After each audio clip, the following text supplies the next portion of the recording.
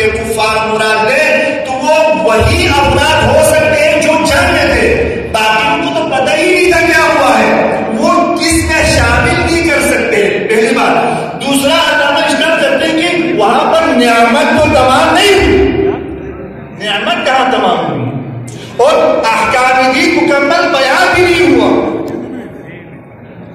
احکام دین بھی مکمل بیان نہیں ہوا۔ تو یہ کیسے کہہ سکتا ہے کہ الیوم یئس الذین کفروا سے مراد جو ہے فتح مکہ مراد ہے، بعثت رسول مراد ہے، یا خندق و خیبر مراد ہے؟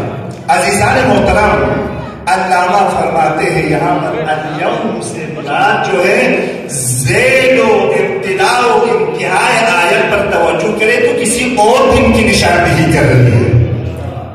وہ دن نہ بعثت رسول ہے، نہ فتح مکہ ہے، نہ خندق و خیبر ہے، بلکہ کسی اور عظیم چیز کی طرف نشاندہی کر رہی ہے یہ آیت۔ وہ کیا ہے؟ دو نعمتیں انسان سے منسوب ہے، دو نعمتیں انسان کے ساتھ ہے، ایک مادی نعمت، اسے بھی قرآن نے نعمت کا لفظ استعمال کیا ہے، لیکن اس نعمت سے بڑھ کر ایک عظیم نعمت جس کی نشاندہی قرآن کر رہا ہے، وہ کون سی نعمت ہے؟ نعمت ولایت و امامت ہے۔ یعرفون نعمت اللہ ثم ینکرونہا، انہوں نے ہماری نعمت کو پہچاننے کے بعد انکار کر دیا۔ معصوم سے سوال کیا گیا کہ کون سی نعمت ہے؟ ثم لتسألن یومئذ عن النعیم کے بارے میں بھی معصوم نے کہا کہ اس نعمت سے مراد بھی روز قیامت سختی سے سوال کیا جائے گا، وہ ولایت علی کے بارے میں سوال کیا جائے گا۔